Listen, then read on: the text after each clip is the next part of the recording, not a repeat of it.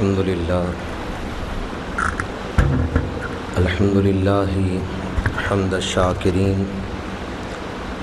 الصلاۃ والسلام علی سید الانبیاء والمرسلین خاتم النبیین امام المتقین قائد الغر المحجلین سیدنا و مولانا محمد المبعوث رحمۃ للعالمین وعلی آلہ الطیبین الطاہرین واصحابہ الراشدین المہدیین اما بعد فاعوذ باللہ من الشیطان الرجیم بسم اللہ الرحمن الرحیم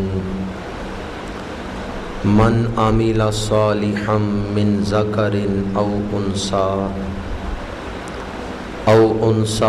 وهو مؤمن فلنحیینہ حیاۃ طیبہ صدق اللہ مولانا العظیم ان اللہ وملائکتہ یصلون علی النبی یا ایہا الذین آمنوا صلوا علیہ وسلموا تسلیما الصلاۃ والسلام علیک یا رسول اللہ وعلی آلک واصحابک یا حبیب اللہ الصلاۃ والسلام علیک یا خطیب الانبیاء والمرسلین وعلی آلک واصحابک یا رحمۃ للعالمین۔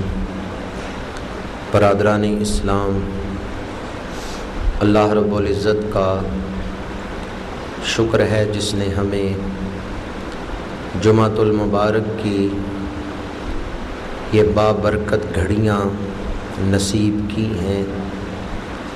دعا ہے کہ خالق کائنات آج کے دن نازل ہونے والی رحمتیں ہم سب کو عطا فرمائے۔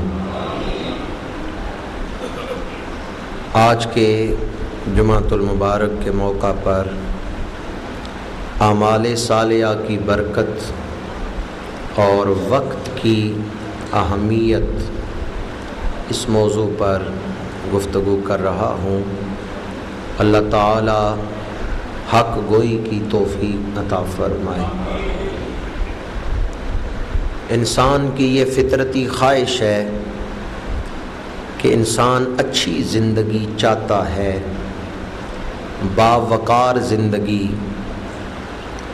پرمسرت زندگی، پرسکون زندگی۔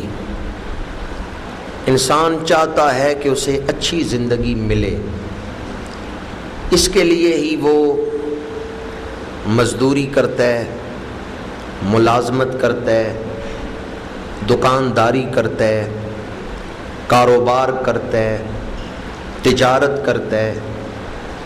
یہ کام تو مختلف ہیں لیکن مقصد ایک ہی ہے۔ جس طرح کہ انسان روٹی کھاتا ہے تو مقصد پیٹ بھرنا ہے، اور پھل کھاتا ہے تو مقصد پیٹ بھرنا ہے، دودھ پیتا ہے تو مقصد بھوک مٹانا ہے۔ یہ چیزیں تو مختلف اس نے استعمال کی، کوئی دودھ پی رہا ہے، کسی نے پھل استعمال کیا ہے، کسی نے روٹی کھائی ہے، لیکن مقصد سب کا ایک ہی ہے کہ پیٹ بھرا جائے۔ اسی طرح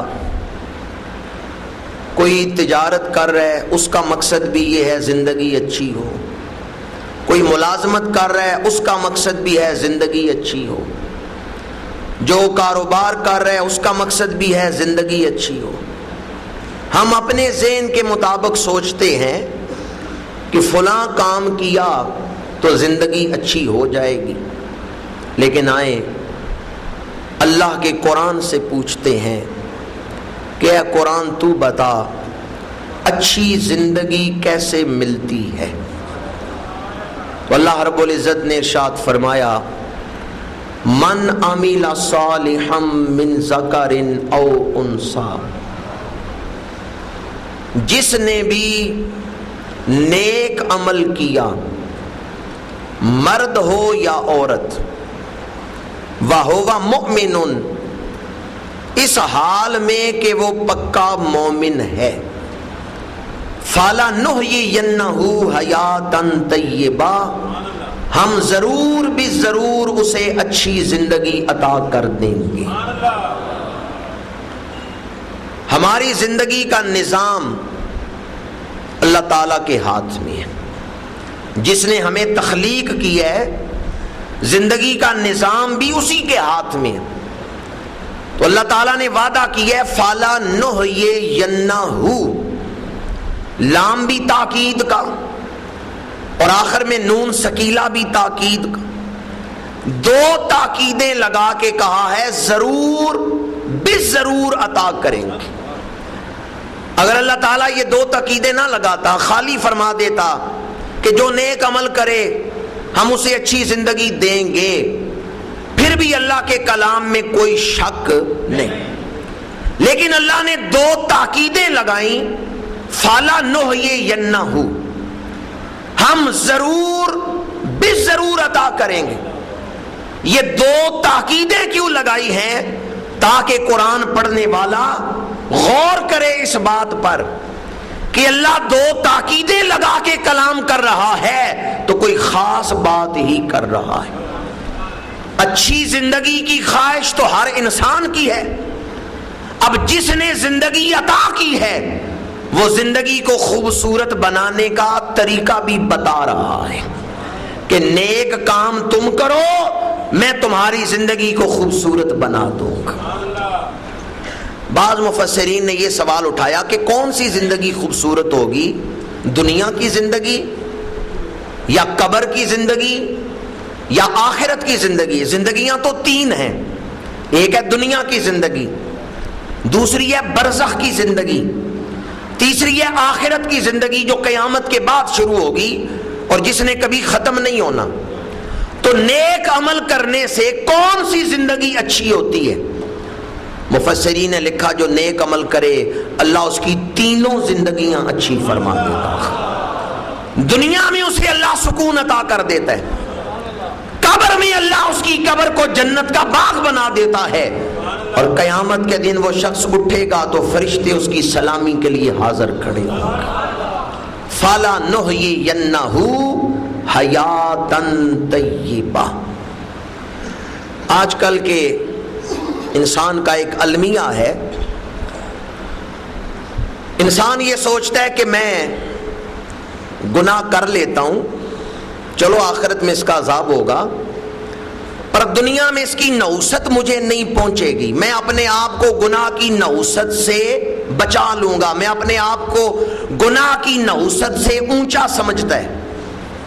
محدث ابن جوزی لکھتے ہیں یہ تیرے نفس کا دھوکہ ہے کہ تو یہ سمجھتا ہے کہ گناہ بھی کرے گا اور گناہ کی نحوست سے بھی بچ جائے گا، جو زہر کھائے وہ مرنے سے کیسے بچ سکتا ہے؟ جو گناہ کرے وہ گناہ کی نحوست سے کیسے بچ سکتا ہے؟ آج ہم اپنے آپ کو یہ دھوکہ دیتے ہیں، کوئی دوسرا نہیں ہمیں دھوکہ دے رہا، ہم خود اپنے آپ کو دھوکہ دیتے ہیں کہ گناہ تو میں کر رہا ہوں پر اس گناہ کی نحوست مجھے نہیں پہنچے گی، میں چونکہ بلند ہوں اس سے، میں اس گناہ کی نحوست سے مبرہ ہوں، یہ گناہ کی نحوست نہیں مجھے پہنچے گی۔ یہ وہ دھوکہ ہے جو ہم خود اپنے آپ کو دیتے ہیں، اور یہ چھوٹا دھوکہ نہیں، یہ بہت بڑا دھوکہ ہے۔ جس دھوکے سے بندے کی زندگی برباد ہو جائے وہ چھوٹا دھوکہ ہے، جس دھوکے سے آخرت برباد ہو جائے، اللہ ناراض ہو جائے، کیا وہ چھوٹا دھوکہ ہے؟ یہ بہت بڑا دھوکہ ہے کہ کوئی آدمی یہ کہے میں گناہ کروں گا اور گناہ کی نحوست سے بچ جاؤں گا، یا پھر میں بعد میں توبہ کر لوں گا، یہ بھی اپنے آپ کو دھوکہ دینے کے برابر۔ ہم گناہ کی طرف قدم ہی کیوں اٹھائیں؟ زندگی کو پاکیزگی کے ساتھ، صالحیت کے نور کے ساتھ کیوں نہ گزاریں؟ جب نفس کو ڈھیل دیں گے، نفس کو آپ تھوڑی سی ڈھیل دیں گے، نفس دوڑ کے گناہوں کی طرف جائے گا۔ یہ تو روکنے سے نہیں رکتا، تو جنہوں نے ڈھیل دی ہوئی ہے ان کے نفس کتنے برائیوں میں چل رہے۔ یہ تو روکنے سے نہیں رکتا، اسے تو روکتے رہو تو پھر جا کے برائیوں کو چھوڑتا ہے۔ تو جنہیں پرواہ ہی نہیں کہ نفس کیا کر رہا ہے۔ آج ہم اپنی زندگی کے وقت کو ضائع کر رہے ہیں، برباد کر رہے ہیں، اور جب یہ وقت پورا ہوگا تو پھر ہاتھ ملیں گے کہ جو نیکیاں کرنے کے لیے وقت ملا تھا وہ ہم نے ضائع کر دیا۔ رومی کشمیر نے بڑی خوبصورت بات لکھی ہے، لوئے لوئے پر لے کڑیے جے تد پانڈا پرنا، شام پئی بن شام محمد کر جاندی نے، شام پئی بن شام محمد، کہتے ہیں عصر کا وقت ہو گیا ہے، شام ہونے والی ہے، ایسا نہ ہو کہ اندھیرا ہو جائے پھر تو گھر جاتے ہوئے ڈرے۔ یہ جو مہلت کا وقت ہے اس میں نیکیاں کیوں نہیں کر لیتا؟ انسان کے پاس اصل جو سرمایہ ہے وہ اس کا وقت ہے، جسے ہم کہتے ہیں نا زندگی، وہ زندگی وقت ہی ہے۔ وقت کے علاوہ زندگی اور کیا ہے؟ کہتے ہیں 70 سال اس آدمی کی عمر ہوئی ہے تو 70 سال کیا ہے؟ وقت ہی ہے۔ جس نے وقت کی قدر کر لی اس نے کامیاب زندگی گزاری۔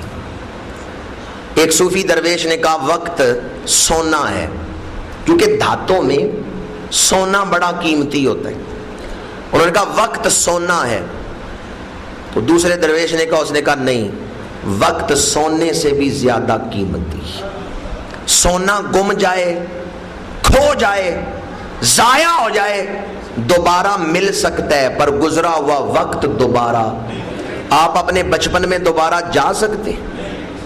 میرے والدین فوت ہو چکے ہیں، میں انہیں یاد تو کر سکتا ہوں، لیکن یہ نہیں ہو سکتا کہ میں گھر جاؤں تو مجھے وہ وقت مل جائے کہ جب والدہ انتظار میں تھی۔ وہ گزرا ہوا وقت تو نہیں آ سکتا۔ جو وقت میں اور آپ گزار چکے ہیں اسے یاد کریں تو پھر احساس ہوگا کہ وقت کتنا بڑا سرمایہ ہے، وقت کتنا بڑا خزانہ ہے۔ سونا کھو جائے، سونا گم جائے تو دوبارہ مل سکتا ہے، پر وقت گزر جائے، گزرا ہوا وقت دوبارہ نہیں ملتا۔